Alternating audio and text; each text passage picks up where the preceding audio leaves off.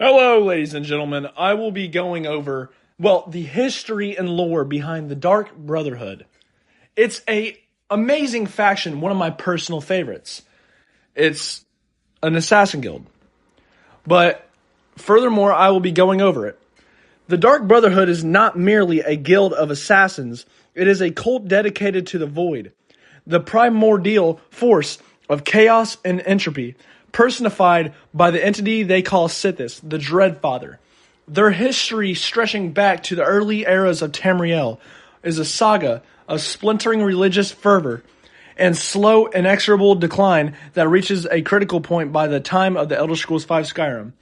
The roots of the Dark Brotherhood lie deep within the ancient Dunmery Dark Elves organization known as the Morag Tong, a sanctioned guild of assassins active in Morrowind. Since the First Era, the Morag Tong's worship centered on the Daedric Prince Mephala, whose sphere includes secret murder. However, a fundamental schism occurred in the Second Era. While the Morag Tong operated under a complex set of rules and contracts known as warrants, often serving as a form of legally sanctioned political assassinations, a faction broke away, rejecting the Morag Tong's formal structure and Mephala's direct influence. This splinter group turned its full fanatical devotion to the concept of Sithis, the Void, and a mysterious figure known as the Night Mother. This new organization, the Dark Brotherhood, quickly embraced a philosophy of murder for murder's sake, believing that every death was a welcome tribute to the void. This theological difference and thirst for power marked the beginning of a bitter, long-standing civil war between the two groups. The defining structure of the Dark Brotherhood is its religious hierarchy, centered on the Night Mother, whose mummified remains reside within the sanctuaries. She is said to be the spiritual conduit to Sithis, whispering the names of those who must die to the listener. The only living member capable of hearing her voice below the listener is the Black Hand, an inner circle of 4 speakers who manage the Brotherhood's affairs and relay the Night Mother's contracts to the sanctuary leaders. The basic assassins operating out of local sanctuaries across Tamriel carry out the actual assassinations, which are requested by the public through a ritualistic black sacrament, a gruesome ceremony involving human remains, a dagger, and dark incantations.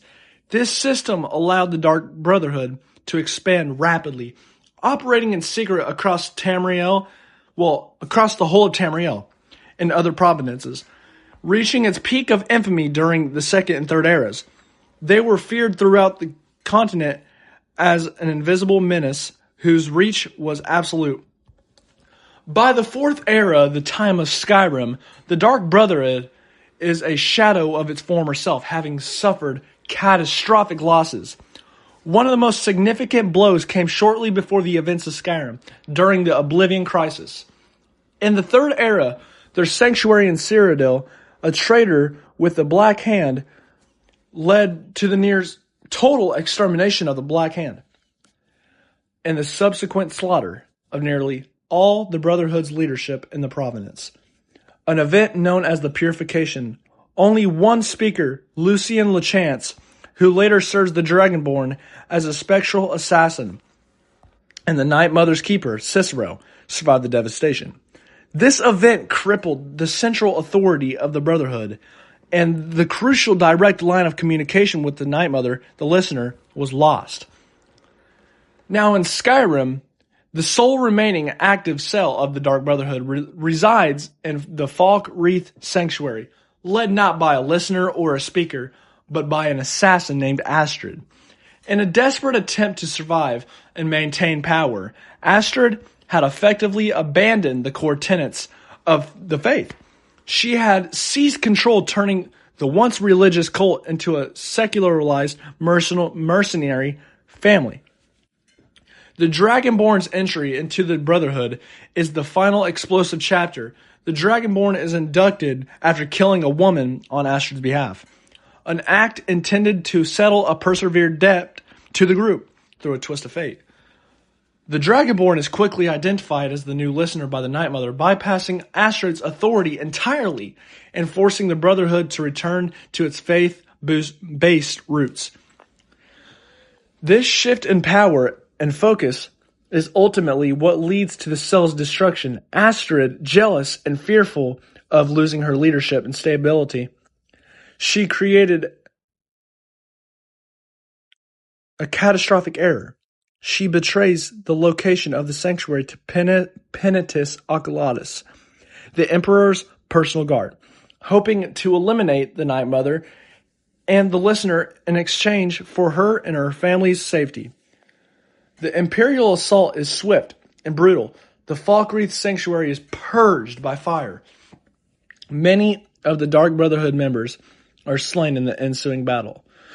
The Night Mother's coffins with her remains, Astrid, had failed and suffered a crippling injury, performed the Black Sacrament on herself in a final agonizing act of repentance, asking the listener to end her life.